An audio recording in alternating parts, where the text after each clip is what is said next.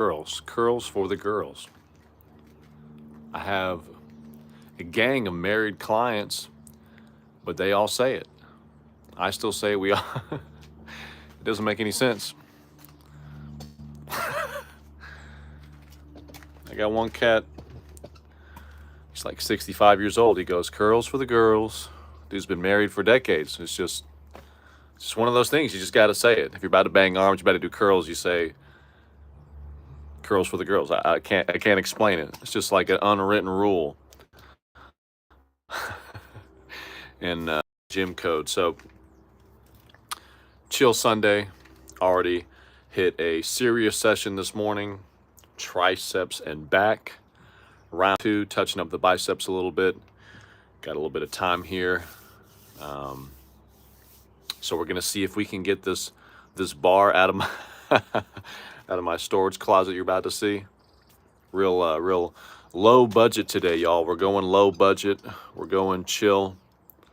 And while I'm banging these arms, any questions you have related to training, could be diet, could be anything. Maybe you just feel like saying a positive word. Anything you got, drop it in the chat. And I'm gonna be banging some arms. Look at how crazy this damn storage unit is. Let's see if everything just falls out when I open this bitch. Shit. I got a whole home gym in here. When my son was born, I tried to keep the power rack out in the front room, and it was like, this is sketchy, this is crazy. Bunch of heavy plates laying around. I was like, this is a disaster waiting to happen. So got a whole power rack pinned up in here, plates, bars, everything. We're gonna see if we can dig this bar out without getting ran over with junk. Let's see if I can get it.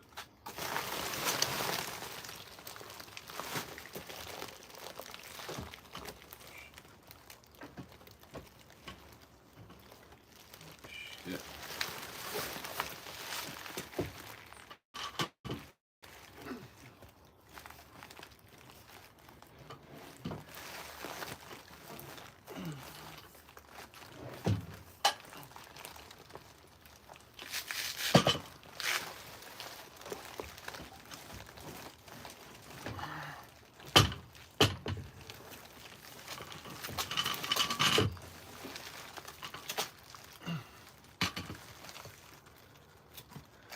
Hey, that actually wasn't that bad. That was not that bad.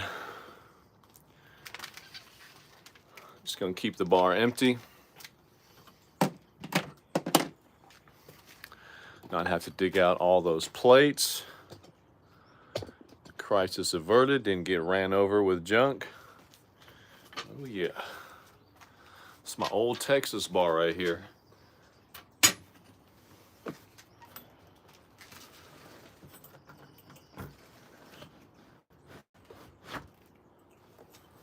Awesome. Wasn't as crazy as I thought it was gonna be.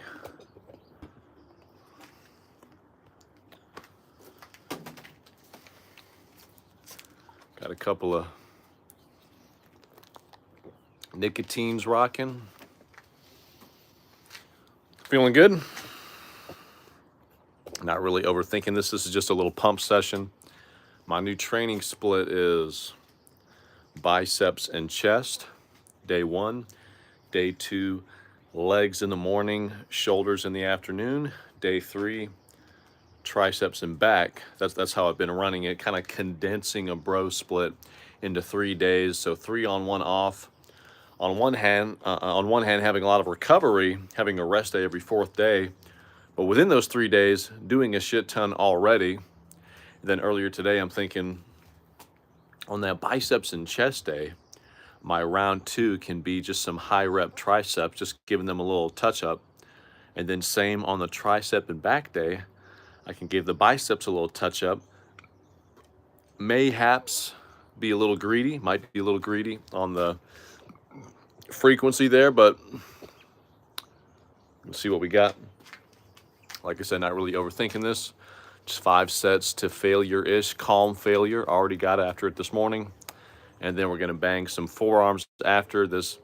season I'm entering, as we're putting on weight, as we're bulking, is all about bringing up the limbs. In the past, when I've done big surpluses, having a long torso, and admittedly being so all in on like the big compound moves that gave me that spider mode physique, the arms to midsection ratio were not in my favor. So this time, as we put on some weight, put on some size, the goal is to not have the arms be looking weird, but be looking some kind of way. So no pump right now, just a normal ass day. It's nice out. We got the birds chirping. Let's get this first set.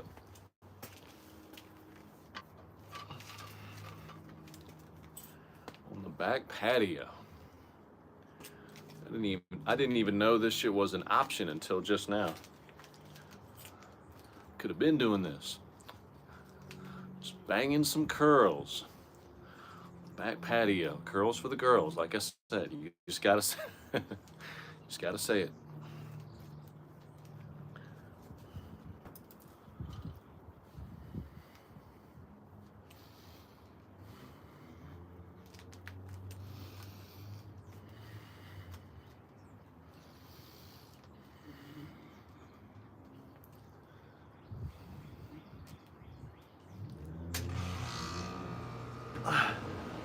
Oh, that's definitely what y'all want to hear. The damn, the damn ventilation system. That's exactly what y'all want to hear. Like I said, this is some low budget shit. I'm not in the gym. I'm not in the studio.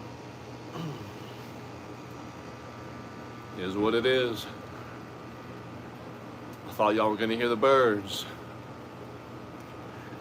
I thought y'all were gonna hear some nature. Instead, we get the ventilation. I'm not even counting reps. Just 5 sets of failure-ish.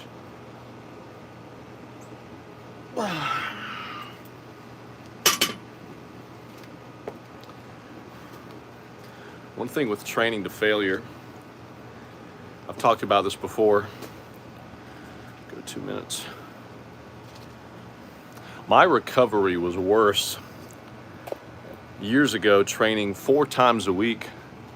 In my mind, being so smart, I'm not going to overtrain like these bodybuilding guys. I'm so smart in my strength training. So training in a week, basically what I do now in 3 days. But my recovery was worse because I would get all psyched up. I'd be cranking the tunes louder. No, I got to find the right song. I'd be pacing, getting all, I'd be thinking some crazy shit. Imagine some like life-threatening scenario before going to a set, or I'd revisit some childhood trauma before going to attack my top set, whatever it was I was doing that day. Get all worked up, all jazzed up. I don't do any of that now. I don't do any of that. I take every set to failure, but when I first started doing that, there was a few weeks of feeling like this can't be sustainable. There's no way this is great for recovery, so on and so forth. But like many things with training with the body, it's an adaptable system. My mind-body complex was like, oh, this is just what we're doing now. This is just what we do. We just move the bar until it starts moving slower, and then it's moving even slower, and then it's moving even slower than that, and the set's over. So I might make some crazy faces, and some moves, some body English might get involved towards the end, but like psychologically and mentally, it's not that crazy. I was telling a guy yesterday at the gym, it's harder for me not to take a set to failure. Like I almost don't know how. I almost don't know how to not do a set until that involuntary slowing of the bar speed or rep speed starts happening. And then it gets even slower, and then it's not really moving, and then it's done. But it's not like I put it down, I'm like, oh man, I just went to war. It's like, yeah, that was a set. It's fine. Everything's fine. It's all good. It's all good. Those rest times go fast when I'm chopping it up with y'all. 1 down, 4 to go. I think that was around 20. I have one client, she's a trip. She'll be saying how tough something is and kind of like, man, this is really difficult. And then she'll be telling me and other people, let me get this key out of my pocket. Keeps jingling. She'll be telling a story. She's actually doing this exact exercise. She was doing curls the other day. She starts telling some story. My other client finishes her set, rests, starts the next set. The whole time she was still banging curls. And I was like, I think we found the secret. You just got to keep chopping it up. You keep talking, you just keep repping. You just did like 208 hammer curls. And we were joking, but then I'm thinking about it, I'm like, she really did do a shit ton of reps for what would normally be her 8 to 12 set. And she just repped that shit for like 2.5, 3 minutes straight. Maybe this is the secret, y'all. Goes hand in hand with what I was just saying. Used to get all psyched up, all jazzed up, all emotional. Maybe we just gotta relax. Just take a deep breath. It ain't that serious.